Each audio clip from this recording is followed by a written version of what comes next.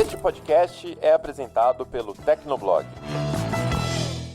Enfim, já deu pra gente ver que o cenário não tá tão bom assim, não tá bom pra ninguém. E aí essa questão da indústria de games, se ela é resiliente, se ela não é resiliente, é uma coisa que tá pra gente colocar à prova agora se isso vai acontecer mesmo, porque já existe um burburinho no mercado que dessa vez os impactos vão ser maiores do que a gente tá acostumado a ver.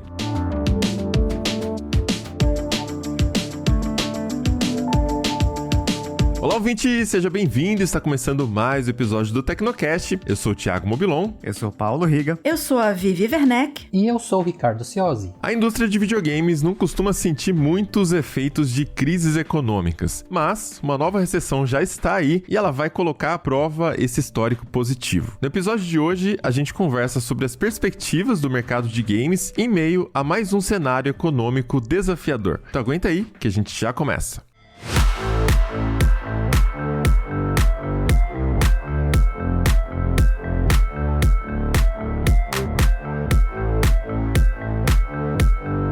Você já deve ter reparado no termo recessão. Ele tem aparecido com certa frequência no noticiário ao longo deste ano. Para alguns economistas, a gente está se aproximando de um período de desaceleração da economia. Isso está acontecendo em escala global, não é só aqui no Brasil. A gente tem visto alguns indícios fortes disso, como disparada da inflação em diversos países, e por trás disso estão efeitos tardios da pandemia nas cadeias de produção, além da guerra na Ucrânia, que chegou num momento bastante inoportuno.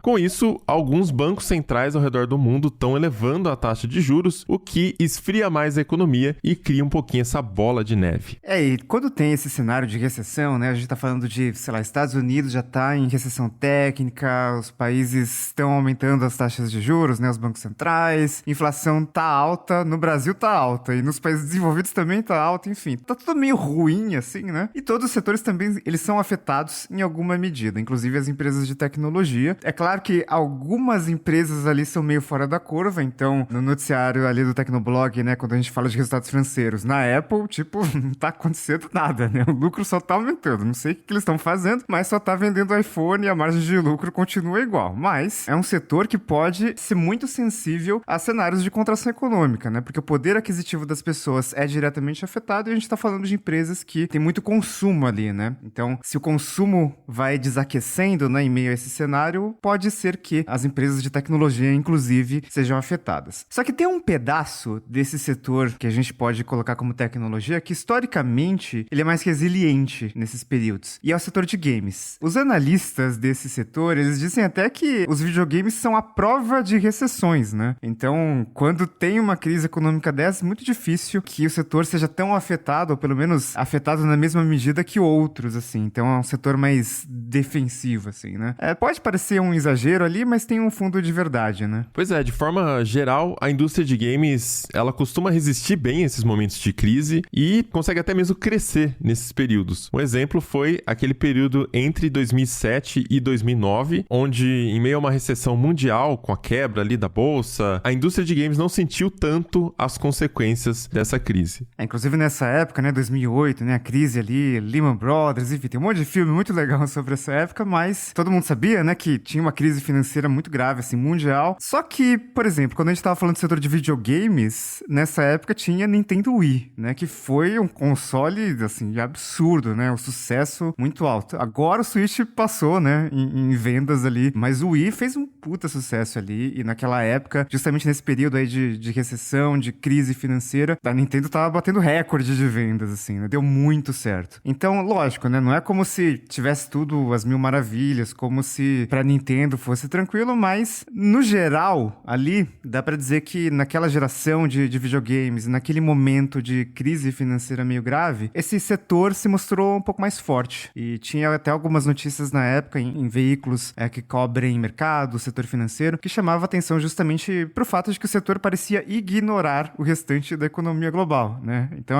é o meme daquele cachorro ali, tudo em volta tá pegando fogo e o cachorrinho é o videogame, né? Porque tá todo mundo comprando videogame, o que tá acontecendo, né? E além disso, tem também todo aquele crescimento que esse mercado passou nos anos 90, anos 2000. Ele ganhou muita força nessa época e isso seria um dos motivos pelos quais ele tem certa resiliência no meio a crises econômicas, né, Vivi? Exatamente. E aprofundando um pouco mais nessa questão desse período de tempo de 1990, 2000, né? Até o pessoal mais novo, que provavelmente estava nascendo nessa época, ou só nasceu depois dos 2000, né?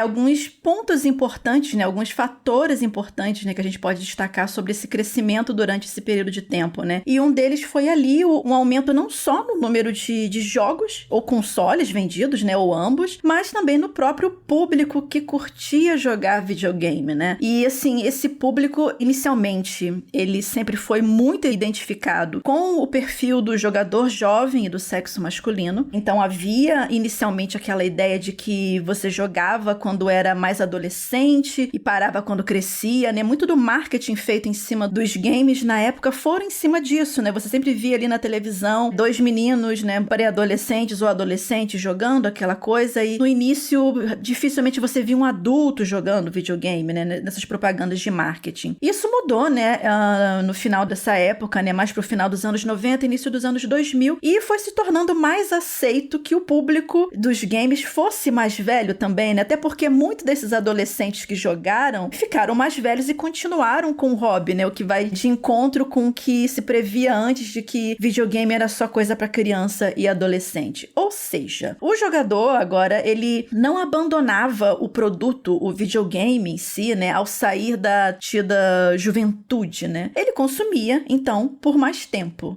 E aqui tem o primeiro ponto importante. Os games se mostraram uma forma de entretenimento capaz de abranger uma faixa etária muito mais ampla, que, obviamente, né, isso acabava fortalecendo a indústria. Por exemplo, como o Riga mesmo mencionou, o Wii da Nintendo, ele já colocava em suas propagandas, né, os velhinhos jogando, a família jogando, o papai jogando, a mamãe jogando e por aí vai. Então, com esse tipo de marketing, aquela ideia de que os jogadores de videogame eram tipo, com o perdão da palavra, né, a escória da humanidade que ficava nos seus cantos escuros, engordando e jogando videogame sozinho, não era bem assim e todo mundo podia participar dessa brincadeira. E assim, um outro paradigma, né, uma outra muralha que caiu com o passar do tempo, né, que mudou, foi justamente a questão do público feminino que joga. Que, assim, a gente sempre esteve lá, a gente sempre jogou. Só que, devido a alguns problemas de percurso e de repente, também jogos mais voltados para incluir mais mulheres, não tô dizendo jogos rosinhas, fofinhos, bonitinhos, mas uma campanha mesmo que incentivasse mais mulheres a jogar ou que tirasse do esconderijo as mulheres que jogavam e, de repente, tinham receio de dizer que jogavam por qualquer tipo de preconceito que fosse sofrer. Mas, assim, também aconteceu nesse período, né, uma absorção maior desse grupo de jogadoras agora, né, pelo mercado, né. E o público, que já era amplo antes, por conta disso se tornou ainda mais diverso e mais games passaram a ser produzidos e consumidos com base nesse crescimento. E uma outra coisa interessante também é que isso foi tornando a indústria de games, no caso, mais sólida e criou uma base para essa força que ela demonstrou durante todos os anos, né, durante a recessão e após a recessão e até hoje também, né? Pois é, e isso é um cenário totalmente diferente daquela que talvez tenha sido a última grande crise do setor de games e rolou em 1983, hein? Antes até de eu nascer, e olha que eu me considero bem velho. A gente não vai entrar nesse assunto agora, meu querido. Quais são as idades de cada participante deste Tecnocast? Não, continua, Ricardo, por favor, continua. Eu acho que eu não tenho permissão pra falar. Não é off-topic, é relevante pro episódio, super. Ai, meu Deus do céu. Olha só, eu gostaria de pedir aqui meu adicional de insalubridade se eu tiver que falar a minha idade no episódio, hein? 1983 vai fazer quase 40 anos já, né? Então, ai, meu faz Deus. um tempinho já. Eu prefiro não falar sobre isso, prefiro não opinar. Continua aí, Ricardo. A gente vai pulando.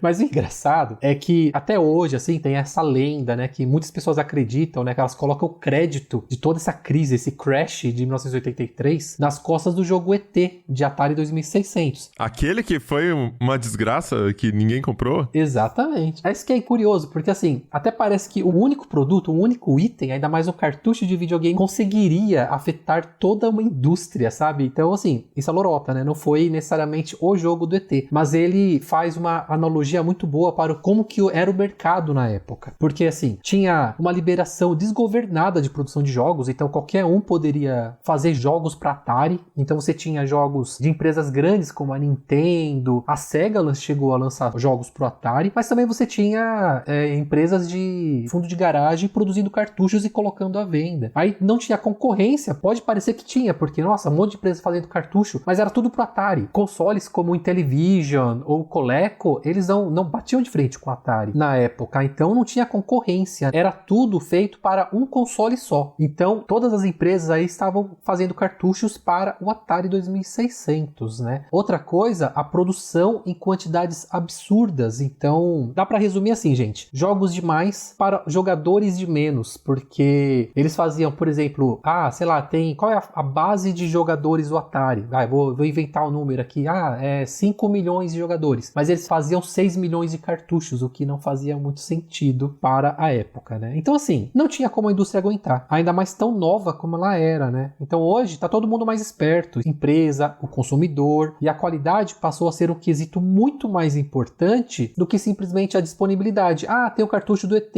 Então, mas ele é bom? Então é essa a questão atualmente, né? Tava todo mundo muito otimista, então, né? Tipo, qualquer coisa que a gente lançar aqui vai vender pra cacete. Então lança qualquer coisa, lança mais.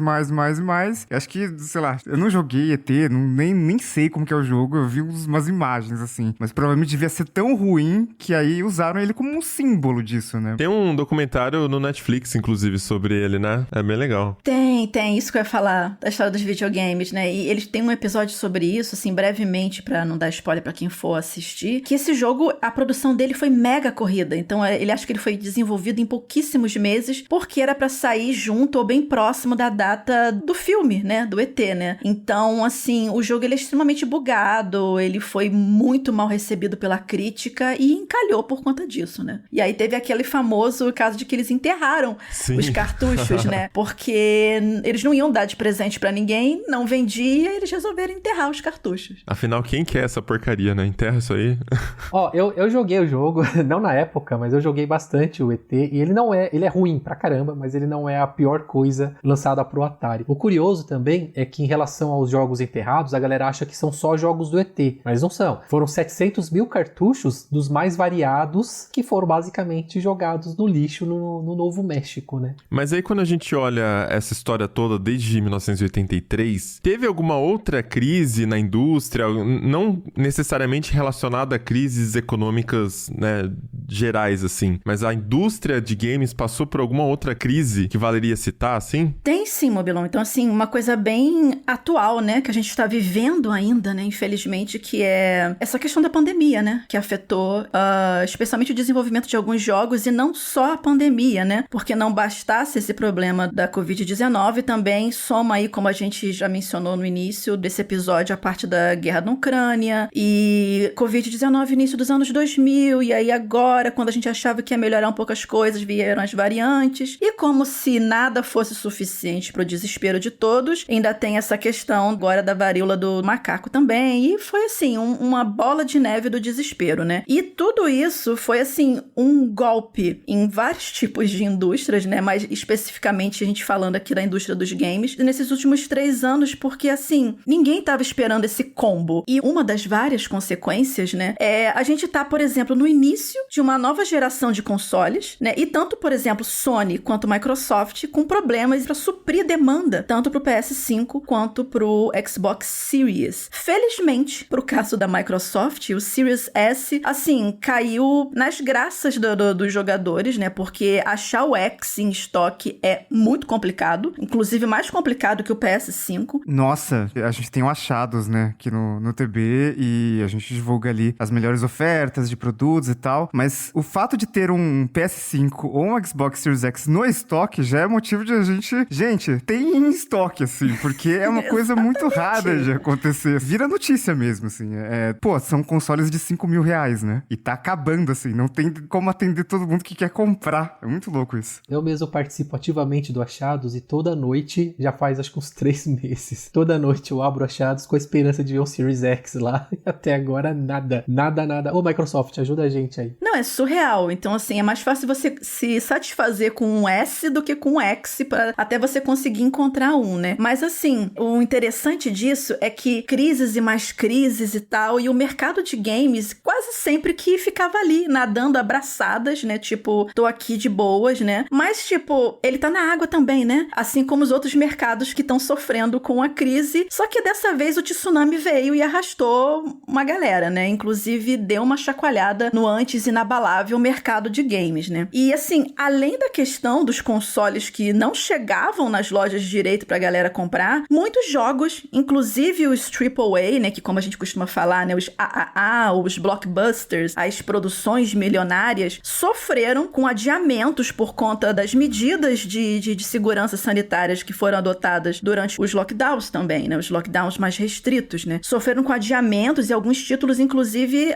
cancelados. Um exemplo disso é que muito interessante, que eu lembrei aqui, que muitos desses estúdios, eles não estavam preparados ou eles tiveram muita dificuldade para migrar todo o trabalho que era feito no estúdio pro remoto. Em alguns casos, essa produção teve que, assim, realmente parar, especialmente para jogos que necessariamente precisavam que as pessoas estivessem num lugar físico ou num estúdio, como em gravações para motion capture, que praticamente tem grandes produções de hoje em dia. Lembrando disso, eu entrevistei para um especial que eu escrevi aqui pro Tecnoblog sobre motion capture, os bastidores da arte de dar vida aos games, procura lá. Muito bom esse especial, leiam. Muito bom. E eu falei com o diretor de apresentação do Resident Evil Village, o Masato Miyazaki. Eu espero estar dizendo o nome dele corretamente. E ele falou justamente sobre o impacto da pandemia na produção do jogo, né? E ele disse que as cutscenes do final do jogo, elas foram gravadas após o início da pandemia. Então ele falou que quando a pandemia surgiu, eles enfrentaram, assim, um imprevisto de não ter filmado o clímax do game e com a data de lançamento já pronta, e eles não queriam adiar isso, né? E aí ele falou que um dos maiores impasses foi coordenar esse trabalho de gravação de estúdios remotamente, porque eles tinham uma equipe japonesa, o jogo ele é da Capcom, sede no Japão, e uma equipe que trabalhando nos Estados Unidos, e o maior impasse foi justamente trabalhar remoto e fazer essas duas equipes, uma falando em inglês e a outra em japonês, entrarem num senso em comum para poder coordenar as gravações. Esse negócio de captura de movimentos é até fácil de entender. Você precisa de bons atores ali, né, para que seja feita a captura de movimentos e o jogo fique bom. Então, é um negócio presencial. Mas teve até outras áreas de apoio ali, né, outras áreas complementares ali, por exemplo, dublagem, né? Hoje um AAA vai ter um monte de fala, que você precisa de vozes boas ali, né, de atores bons fazendo vozes, e também foi um setor bastante afetado pela pandemia. Tem um especial no Tecnoblog, inclusive, sobre isso, porque os dubladores não estavam preparados, assim. Tem uma galera ali que, né, manjava um pouco mais de tecnologia e tal, mas uma boa parte ali, putz, e agora? Não dá pra ir pro estúdio. O que eu faço, assim? Não tem equipamento em casa, não tem um ambiente em casa, então tá atrapalhando muita coisa, né?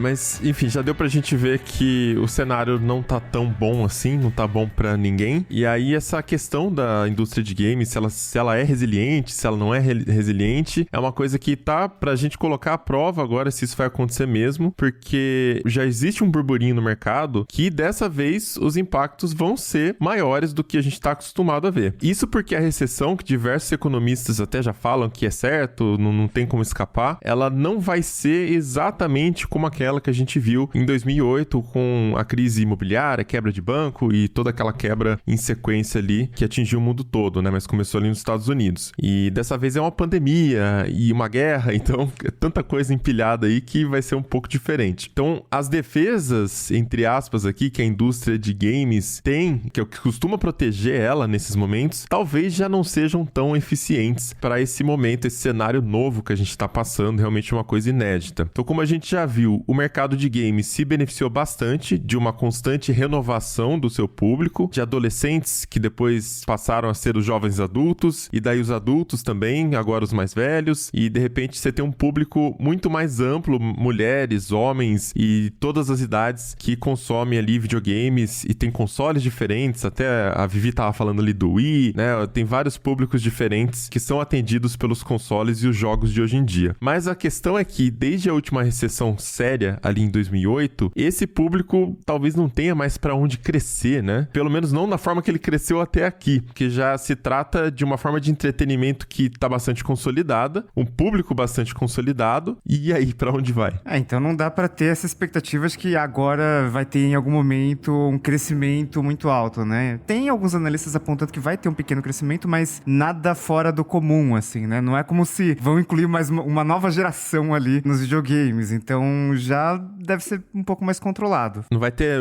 videogame na meta ali, talvez?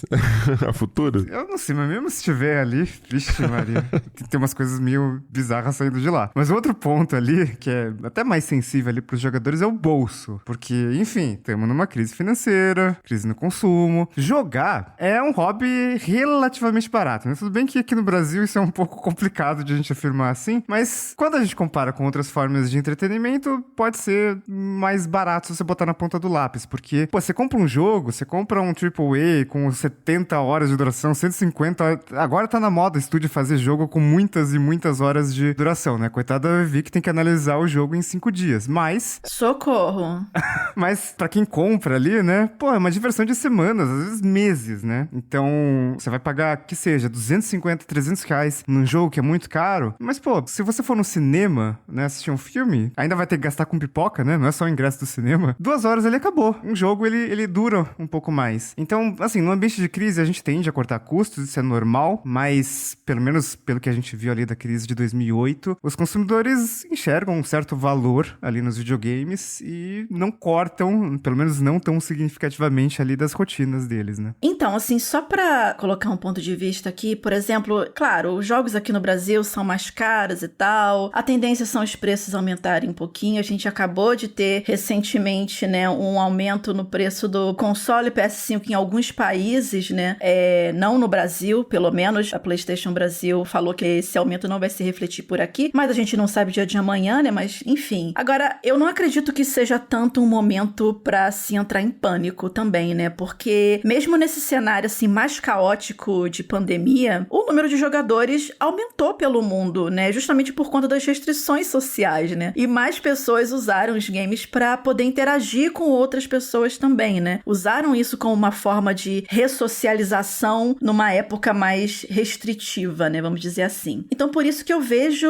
que essa questão tá começando a caminhar pra mudar, né, mas, assim, novamente, né, com a inflação do jeito que tá, a tendência é que o preço dos jogos subam também, né? Porque, caso sério, né? Aqui no Brasil, um lançamento de um AAA, né? De um blockbuster da vida, ele vai ali, tipo, em torno de uns 300 reais, assim, em média. 250 se não fosse, então, aquela coisa, mas entre 250 a 350 reais. Acima de 400 reais se você quiser comprar aquelas edições mais parrudas, com extras e tal, aquela coisa, né? Então, assim... Ah, não. Vocês fazem questão dessas edições especiais com um monte de coisa junto? Eu se pudesse, compraria tudo digital, inclusive. Não, mas eu tô falando do digital mesmo. Ah, do digital especial com... Sim, meu bem, eu tô falando do digital. Quem que tá lançando essas coisas aí? Ó, vou dar um exemplo, hein? Tem um jogo que acho que eu sou a única pessoa empolgada nele, que é o Gotham Knights, da Warner, que vai ser lançado agora no fim do ano. E a versão base dele, a base, tá? Que é a padrãozona, tá custando R$349. A digital, tá? E a versão, acho que a Deluxe, ou, né, a completa, vamos assim dizer, chega a R$500. E daí adiciona, tipo, os DLCs, as roupinhas. Season Pass, né? Isso. Geralmente eles colocam o passe de temporada junto nessas edições extras pra poder cobrar mais. Então já tá com os DLCs todos inclusos ali. E eu dificilmente jogo expansão, DLC, eu jogo só o jogo base e paro por ali. Só que, poxa, R$350, e olha que eu jogo Switch aqui em casa, mas R$350 pra um jogo digital, eu ainda não me convenci e provavelmente eu vou esperar uma promoção ano que vem, viu? Exatamente, né? Então, assim, os preços subiram, a faixa etária desse público que joga games também subiu, né? Não são mais os adolescentes, até porque não é ele que compra o jogo, é o pai, ou é a mãe, ou sei lá quem, mas tipo, não é ele. Então, assim, esse jogador adulto, ele agora precisa tomar umas decisões mais sérias sobre o orçamento dele, né? Especialmente em momentos de crise. E, por exemplo, nos Estados Unidos,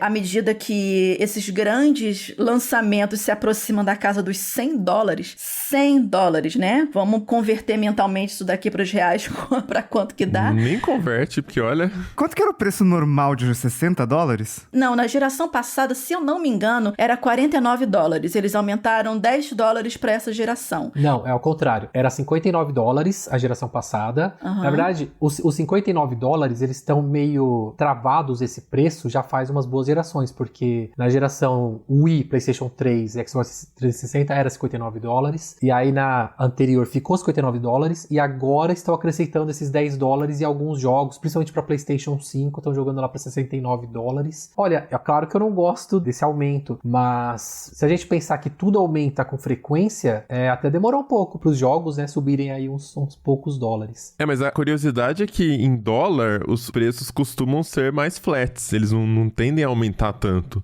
Justamente porque os Estados Unidos não tem uma situação de inflação igual o Brasil tem. Aqui é normal, cada ano que a gente vê o preço tá diferente e a gente olha 5 anos atrás e fala, nossa, lembra quando o iPhone 10 anos atrás custava o Mac Mini, meu primeiro Mac Mini, paguei $1.799. Bons tempos.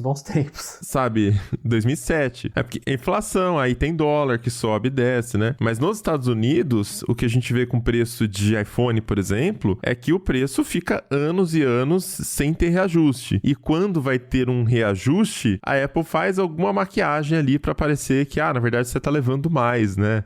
Então lança alguns modelos diferentes. Mas enfim, em dólar costuma ser mais flat. Se tá subindo é porque a coisa tá feia mesmo. Cara, sempre tem esses truques, né? A Apple, a gente já falou várias vezes, tem aquele esquema de, vamos aumentar o armazenamento? Vamos. Deixa o base, assim, com 5 GB de armazenamento. Aí aumenta o do meio e depois aumenta o maior ali. Então todo mundo vai, em vez de comprar o de entrada, vai comprar o do meio. Ou seja, aumentou o preço sem parecer que aumentou. E aí esse negócio de edição deluxe aí de jogo, né? Pô, lança DLC logo no lançamento. Então não é DLC, cara. Devia estar junto com o lançamento, assim, sem custo adicional, né? Mas é um truque ali pra vender mais caro também. Exatamente, né? E aí, dito tudo isso, né? Tá sendo cada vez mais difícil convencer os jogadores a gastar essa grana toda, né? Mesmo num produto que vai entreter a pessoa por algum tempo, né? Em resumo, o valor relativamente baixo de antigamente fazia a compra de games valer mais a pena, né? Isso dava mais fôlego para essa indústria, né? Com os preços agora inevitavelmente subindo, o valor que esses jogos tinham pode ser revisto por alguns jogadores. E a questão do consumo também é complicada, né? Porque, por exemplo, em um momento de pandemia, o setor de entretenimento acabou que se deu bem, né? Você tá em casa o dia inteiro, você precisa assinar um serviço de streaming, você precisa comprar um game, um livro. Então você percebe que todos esses produtos, no geral, se deram bem ali, tiveram algum benefício durante o período de pandemia. Mas, com inflação, geralmente a gente deixa de lado o que é mais descartável. E então, assim, por exemplo, roupas, né?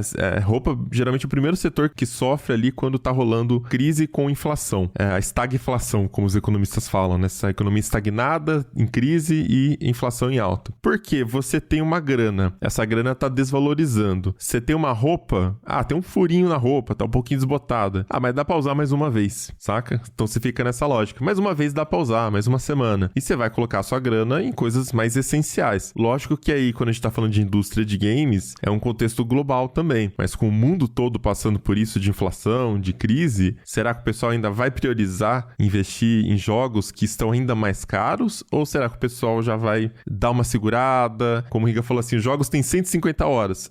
Vou jogar de novo então, né? O que eu já tenho aqui, porque não tá dando pra comprar um novo. Vou comprar aqui a versão mais barata, o que também diminui a quantidade de dinheiro que circula no geral na indústria e diminui também a margem de lucro das fabricantes. Então meio que a população vai dando um jeito, né? Sim, e como a própria Vivi acabou de falar, a Sony anunciou que um aumento, né, no PlayStation 5, o que é muito curioso, porque se a gente pensar, primeiro, já é difícil achar um PlayStation 5 para comprar, então as vendas já não estão do jeito que eles gostariam. Aí eles aumentam o preço, então mostram uma necessidade realmente da indústria, aponta bastante a chegada da recessão. Então, a partir do momento que ela até aumenta o preço de um console que já é difícil de encontrar e já não vende como ela gostaria que vendesse, realmente a gente só deixa tudo muito claro como a recessão tá na nossa cara, né? E aí não tem jeito. Isso tudo tá começando a encostar nas gigantes, né? Nintendo, Microsoft, Sony, mesmo que a Nintendo e a Microsoft não anunciaram nenhum tipo de aumento, mas acaba afetando de uma forma ou de outra, ou no preço dos jogos, ou no custo de produção, e entra nisso também, porque produzir blockbusters é algo extremamente custoso. Então, mais cedo ou mais tarde, isso vai chegar no consumidor, né? Eu dei o exemplo do Batman do jogo do Gotham Knights, que tá R$350. E é por isso que o sistema de assinatura e serviço estão dando certo, porque ele dá a sensação de pagarmos muito menos pelo que estamos consumindo. E isso entra no que a Vivi falou, que eu acho muito pertinente. A diferença entre preço e valor. Vou dar um exemplo aqui. O meu sogro não entende de videogame, então ele deu um Xbox One há 1 ano e meio pro meu cunhado, e daí ele viu que tinha os jogos gratuitos, Rocket League, Fortnite, daí ele simplesmente olhou pro meu cunhado e falou assim, por que você quer jogo? Ó, tá tudo de graça. Joga isso. Já gastei no videogame. Então, entra nessa situação onde a indústria precisa se mexer, porque se ela só continuar aumentando o preço dos jogos do jeito que tá, essa situação de você comprar um jogo único, né, pra você jogar, pode não ser completamente interessante para um futuro próximo, né? Eu queria aproveitar para acrescentar nisso também que você falou sobre streaming, né? Que já é uma modificação no comportamento do consumidor, né? Daquele cara que consome games também. E também uma modificação de como que a indústria de games está começando a enxergar, né? Essa mudança de mercado, né? Então, assim, tivemos a pandemia, a gente tá agora em 2022, a gente tá começando a voltar a fazer coisas fora de casa, né? Tipo, a viajar, encontrar as pessoas e tal. Então, assim, aquele aumento de jogadores que a gente teve em 2020, 2021, possivelmente essas pessoas começaram a sair de casa de novo, né? A galera voltou a viajar. E, assim, vendo isso, eu tava pesquisando justamente sobre esse tema, tava dando uma olhada num artigo bem interessante do VentureBeat, em que eles entrevistaram o ex-diretor da área de games da NBC Universal, né? O nome dele é Chris Hitterly. E ele falou justamente sobre essa perspectiva das pessoas agora em 2022, né? Que, diante dessa crise que a gente não se sabe até quando que vai, e como que esses jogadores, né, como esses consumidores foram também impactados por isso, e se eles também vão continuar jogando e comprando games como antes, né? E especialmente com essa tendência cada vez maior desses mesmos jogadores, ou de alguns deles, de aderirem a serviços de assinatura de jogos. E por quê? Porque o custo-benefício é mais vantajoso do que, por exemplo, dar os 350, 400, 500 reais em um jogo só no lançamento. É claro que, contudo, entretanto, todavia, se você realmente está num hype para um jogo muito grande, você vai comprar ele no lançamento ou pouco tempo depois, independente do preço ou não. Mas, na nossa realidade agora, é muito vantajoso, de um ponto de vista de custo-benefício, você assinar algum serviço de streaming de jogos, ou Game Pass, ou alguma das novas PS Plus que saíram agora, e ter o console. Mesmo caso que o Ricardo falou, né? Poxa, já tem o console, pra que você quer comprar jogo? É muito mais vantajoso dar 60 reais por mês pra você ter um catálogo de jogos do que gastar pra um jogo 400, 500 reais. Mas aí vai de caso a caso, mas só pra pontuar que tem essa opção também. Exatamente. Fiz uma conta aqui rapidinho. O jogo que eu quero, que custa 350 reais, se eu pegasse esse dinheiro e revertesse em mensalidades do Game Pass, da versão Ultimate, que oferece a Gold, por aí vai também, eu teria 8 meses. Na verdade, um pouco menos, se você pensar, porque ficaria a ser 360 reais perto disso. Mas aí eu falo, um jogo de 350 reais ou 8 meses de uma biblioteca que está sempre renovando, adicionando jogos, tirando jogos, e a partir de um futuro próximo, né, vai ter os grandes jogos da Microsoft que eles estão prometendo aí, eu estou aguardando. Então fica complicado mesmo convencer o consumidor a, não, compra um jogo. Compra só um jogo aí, vai te dar 50, 100 horas e não faz essa assinatura. Fica muito complicado. Então, ao meu ver, se realmente a recessão atacar fortemente a indústria de jogos, o que vai carregar a indústria, pelo menos por um tempo aí, vai ser o sistema de assinatura das empresas.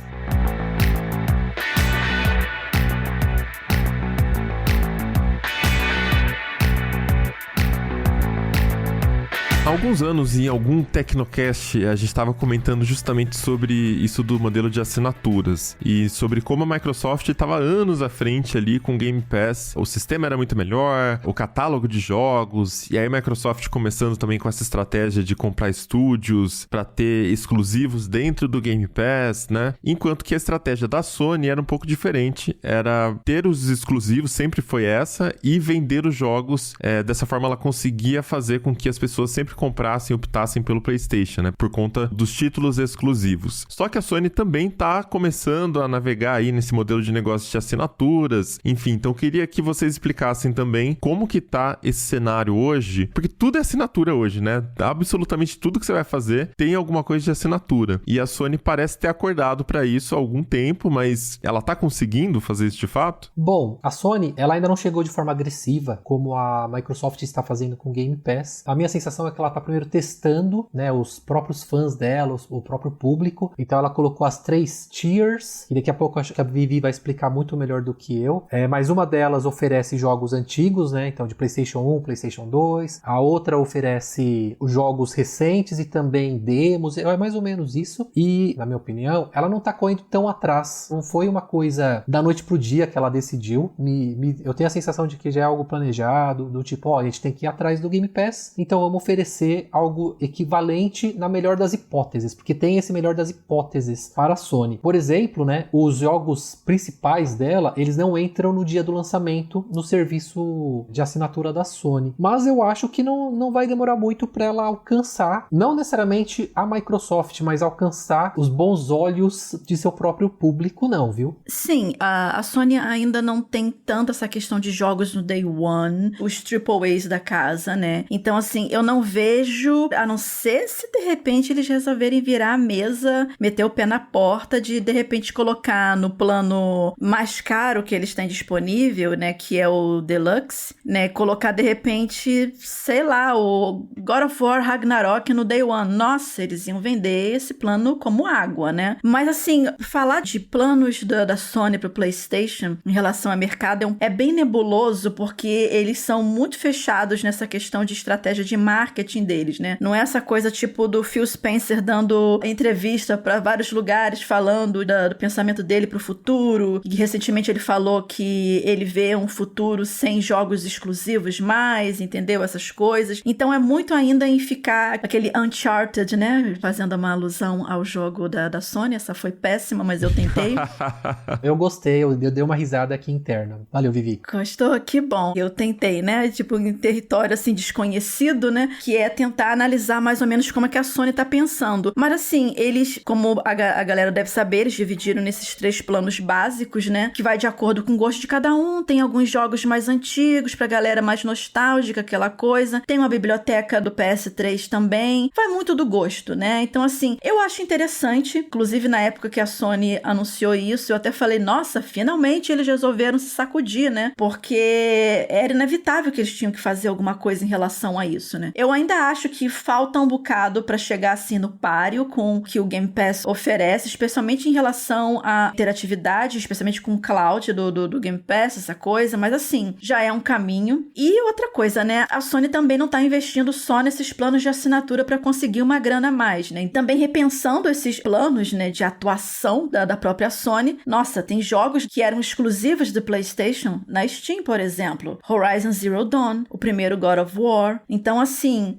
a pessoa acha que, nossa, não é mais exclusivo, a Sony tá falindo, meu Deus do céu, tá vivendo de aluguel agora. Não, não é isso. Ela só tá abocanhando outros mercados. A grana continua indo pra ela. O jogo não deixa de ser dela. Além disso, tem a questão dos filmes também. Filmes, série, filmes de qualidade duvidosa. Sim! Tem um Tom Holland que colocaram pra ser o Nathan Drake, cara, do Uncharted. Não, só não, cara. Mas enfim, vendeu lá aquela coisa. Então, assim, ela tá abocanhando outros mercados fora de games, né? Então, eu vejo a Sony se movimentando da maneira dela, mas eu vejo também. Sabe o que é curioso? Pra vocês verem como o sistema de assinatura, né, de serviços, ele realmente chegou pra ficar. A Nintendo, a minha querida Nintendo, todo mundo sabe que ela sempre está anos atrás da geração atual, né? Então... Mas peraí, você é fanboy ou é hater da Nintendo? Eu não entendo você, cara. Sou ambos. As duas coisas. Ele é um nintendista com conhecimento de classe. Como é que é? Eu não fico... É que eu sei quando eu estou num relacionamento abusivo, gente. Então... Aí continua mesmo assim. Eu estou consciente disso.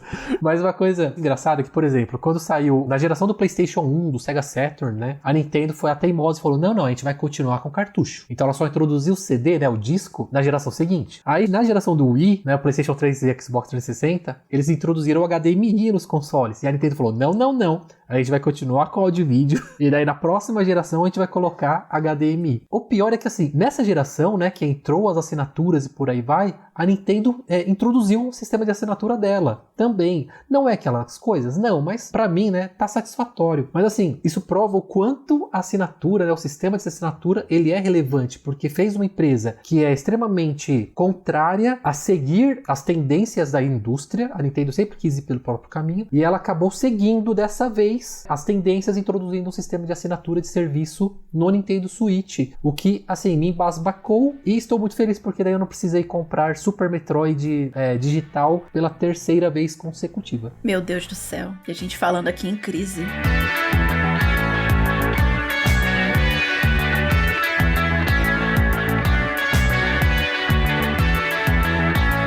A gente falou muito de console, né? Mas a gente não pode esquecer do mobile, porque mobile é a maior parte do faturamento desse setor de games, né? Então, a gente tá falando de um setor que, 2021, temos um número aqui, 93,2 bilhões de dólares foram movimentados por jogos de celular, tablet e tal. Então, 52% dos gastos com games naquele ano, né, em 2021, foram movimentados pelo mobile. Tem outra pesquisa, que é a pesquisa Games Brasil, mais voltada aqui para o nosso mercado, que constatou uns números bem interessantes. Então, 48% dos entrevistados, eles afirmaram que eles preferiam jogar pelo celular. Então, a gente vê o movimento da indústria também, né? Tem jogos já pensados desde o começo ali para celular, mas a gente tem várias adaptações ali de jogos que antes era muito PC, que tá no celular, né? Fortnite, League of Legends. Então, é um segmento ali que já representa a maior parte do faturamento e que é meio que uma defesa, né, para esses momentos de recessão. Só que tem algumas fragilidades nesse mercado mobile que nem todo mundo gosta muito, né? Só que a maioria desses jogos, muitas vezes, é aquele modelo free to play. Você baixa, joga, e aí como é que esse pessoal faz dinheiro, né? Eu sei que tem aquelas coisas das moedinhas, que você nunca sabe quanto que tá valendo aquela moedinha, a inflação das moedinhas também, né? E isso rende dinheiro de fato? Ah, meu bem, vamos lá abrir a caixa de Pandora, né? Muitos desses jogos free-to-play, né? Nossa, ele é um jogo de graça, como o desenvolvedor é bonzinho. Não, meu bem, ele precisa ganhar o dinheiro dele também, né? Então, muitos desses jogos tidos como free-to-play, eles são conhecidos, assim, por baixo dos panos como freemiums. Tipo, ele é gratuito pra jogar, mas ele tem aquela, às vezes, infame lojinha dentro do próprio jogo pra você gastar o seu dinheirinho real ali para comprar skin, passe de temporada, boost para jogos e um monte de coisa. O interessante, né, de se olhar sobre esses jogos freemiums, né, ou esses free-to-plays com microtransações, é que mesmo na crise, por exemplo, jogos como Candy Crush, Saga, Fortnite, Apex Legends e agora o Diablo Immortal, nossa, eles continuam assim movendo, né, milhões, né, vendendo skin, boost, passe de temporada, inclusive várias e várias polêmicas sobre as microtransações surreais. O pai que esquece o cartão ali no celular e o filho compra, né? Ah, meu bem, um abraço. Mas o caso de Diablo Immortal, ele é um dos mais recentes porque, se eu não me engano, foi um youtuber que ele gastou o equivalente, acho que a 100 mil reais, alguma coisa assim, em itens dentro do jogo e mesmo assim não conseguiu fazer o personagem dele ficar 100%. Ah, não. É surreal. E assim, a Blizzard tá ganhando muito dinheiro com Diablo Immortal, né? Esses são jogos que a gente costuma falar também de ongoing games, né? Que são jogos que eles já foram lançados há algum tempo, mas que frequentemente eles recebem atualizações. Então, exemplos de ongoing games é o próprio Fortnite, agora também o Fall Guys, que ficou free to play, que colocou uma lojinha lá dentro pra você comprar com dinheiro real skin, né? Pra você colocar nas suas jujubinhas. E tudo isso, e é assim que esses jogos gratuitos costumam ganhar dinheiro, além de propaganda. Coisa mais irritante que tem de jogo pra celular, você joga uma fase, antes de você jogar a segunda fase, você tem que assistir o raio de uma propaganda. Se você não quiser mais assistir propaganda, o que você tem que fazer? Jogar dinheiro na telinha do celular também e comprar a versão full, sem ad, né? Sem propaganda. E assim caminha a humanidade. Eu me pergunto se uma crise tem poder de impactar a capacidade de gerar dinheiro dinheiro que esses jogos têm. Primeiro pelo fator viciante, porque não é uma compra planejada, que nem eu fiquei surpreso aqui com a fala do Ricardo, né? Eu vou ter que me planejar, encontrar uma promoção ano que vem, esqueci o nome do jogo, Ricardo, que você tá querendo comprar. É o Gotham Knights. Então, é aquele de R$350, né? Exatamente. A gente não faz isso com microtransações. A gente tá morrendo de ódio, quer passar aquela parte e, de repente, foda-se, eu vou pagar porque eu preciso passar aqui, né? Então, assim, será que uma crise afeta esse tipo de transação também? É complicado, porque assim, a microtransação, ela é planejada de um ponto de vista de marketing para fazer você sentir a necessidade de ter aquilo. Já ultrapassa o fato de, tá ali, beleza, tá bom. Não, mas eu desejo ter aquilo. Eu preciso ter essa skin porque ela tá disponível por tempo limitado, por 3 dias, e depois eu não sei mais quando é que vai estar disponível de novo. Ou senão eu preciso pagar pra ter esse boost porque eu não vou ter tempo suficiente pra upar meu personagem, pra matar aquele boss X que ele tá disponível por tempo limitado e vai me dar muitos recursos pro meu personagem se eu conseguir matar ele. Você tá vendo a cadeia de necessidades que é criada na cabeça do cara que tá jogando? E sem falar que a microtransação você não tá comprando exatamente aquilo que você quer, né? Que nem você falar, uma skin. Toma aqui R$5 uma skin. Você compra moedas pra trocar por uma skin. Ou tipo, compre diamantes, compre rubis, né? E aí o que acontece é que eles modificam a quantidade do baú de moedas ali e você não sabe, porque ninguém tá anotando quantas moedas tinha ali no joguinho e quantas tem agora e qual é o preço. É que nem milhas de cartão de crédito, né? Você inflaciona o custo, o preço, e ninguém percebe que teve uma inflação. Então, isso faz com que eles consigam reajustar o preço sem sentir tanto impacto de inflação, né? E entra nisso mesmo, porque eu acho assim que a recessão chegando nos games, o setor que menos vai ser afetado vai ser os de free to play, porque tudo que a Vivi falou, né, sobre esse, eu preciso disso agora e por aí vai, ele entra no sistema predatório das microtransações, né, e de abusar do FOMO dos consumidores, o Fear of Missing Out. Então eu não quero perder isso, eu preciso disso agora. Isso acaba acontecendo tanto com a molecada que vai pegar o cartão de crédito do pai para pegar um item, quanto o marmanjo mesmo que quer ter essa progressão no jogo e no mínimo de tempo possível. E um fator muito importante também é o custo, porque, claro, que nem a Vivi comentou do Diablo 4, né, R$100 mil e por aí vai. Diablo Immortal, Diablo 4 não saiu ainda não.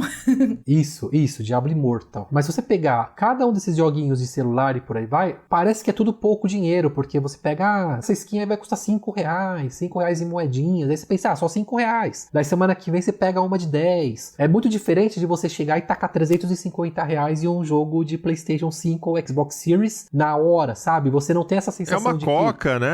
Eu compraria uma Coca agora, então eu vou comprar essa skin aí mesmo, não tem problema. Então você não sente esse buraco na sua carteira instantaneamente, sabe? Então é uma prática predatória, né? Eu considero uma prática muito predatória e inteligente, claro. Então, em todo esse mercado de games, eu tenho certeza que o que menos seria afetado seria o mercado free to play, com certeza. Eu não acho o problema da microtransação, eu acho que ok. Assim, na verdade, como jogador, às vezes me irrita, se eu vejo que o modelo do jogo é esse, eu já nem engajo, porque eu sei que é aquele tipo de jogo que você não evolui, né? É tipo assim, você tem a sensação de estar evoluindo, mas na verdade, os desafios são sempre os mesmos, você tem que mais e mais e mais, né? Em um certo ponto você fica empacado, porque você acaba tendo que pagar por alguma coisa e mais alguma coisa pra continuar sendo competitivo no jogo. Agora, o que me incomoda é esse lance da inflação velada, né? Da moeda. Então, o efeito pra gente entender melhor um paralelo com o mundo real é igual quando você vai no mercado e a barra de chocolate ficou 20 gramas menor pelo mesmo preço. Você não percebe na prática, né? No dia a dia, você acaba não percebendo que o seu dinheiro tá valendo menos. Mas é uma forma de inflação. Em vez de cobrar mais, você diminui o pacote e, entre aspas, cobra o mesmo valor. Você subiu o preço na prática. É exatamente o que acontece com moedinhas. Aliás, isso pode acontecer de um dia pro outro e depois voltar e a gente não tá nem vendo, né? Pode ser uma promoção num dia, enfim. O duro é isso. É o fato de você não ter uma forma de fazer as contas, né? De manter esse tracking e também de fazer um paralelo com outros jogos. Porque cada um usa a sua moeda, o seu rubi, o seu diamante, o seu baú, sei lá do que em cada jogo vale alguma coisa que não tem como comparar, né? Eu tenho como falar, tipo assim, essa lata de Coca tá R$5, essa de Pepsi tá R$4,50, vou comprar uma Pepsi, então. Dá pra fazer isso. Agora, um jogo, você não tem nem como comparar a roupa de um jogo com a roupa de outro, porque a moedinha vem em quantidades diferentes, né? Sim, e uma das coisas que eles costumam fazer, vendendo packs de moedas de jogo. Então, por exemplo, a skin que você comprar, ela custa, digamos, 300 moedinhas no jogo. O pack que você pode comprar, o mínimo, é de 400. Aí você fica, pô, que legal, eu vou comprar a skin que eu quero e vai sobrar 100 moedinhas. Yay! Não tem nada na loja que custe 100 moedinhas.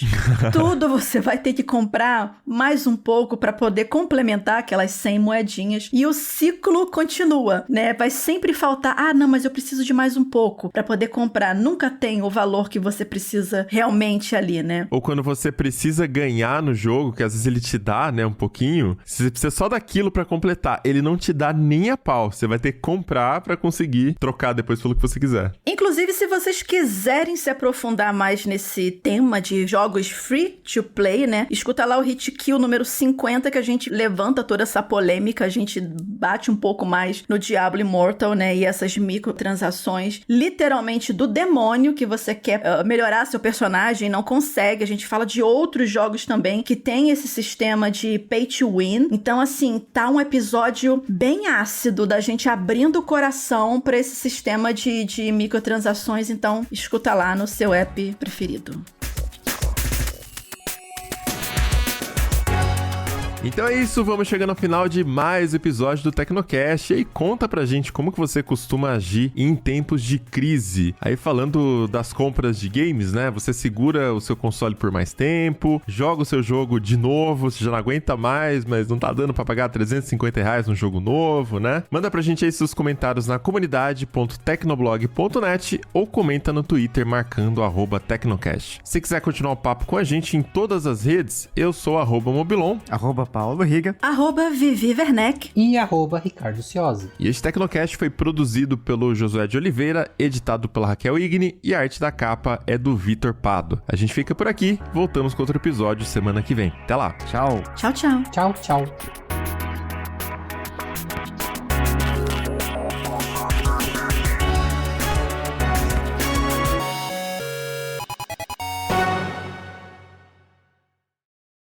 Você, assim como o Ricardo, tá guardando seus R$350 pra comprar um jogo específico? Eu não tô guardando dinheiro pro jogo porque as Tem que fraldas... comprar Tem uma fralda. filha, é As verdade. fraldas da minha filha... Aí é complicado. Eu queria tanto um docinho. Cadê o Mobilon, gente? Ele foi fazer o que com esse cachorro, coitado? Tá vivo ainda? Tô vendo você falando mal de mim, viu, Viviane? Não, mas eu falo mal de você na sua cara. Eu não tenho problema, não. Só tava esperando você voltar. Sim, eu separei pra falar dele aqui também. Joga pra gente. Ficou mais bonito agora, gente? Ficou. Ah, então tá bom. Continua aí, me deixa em paz. Tá rolando a gravação. Merda. Então é isso. Só E com queria isso comentar. terminamos o Tecnocast.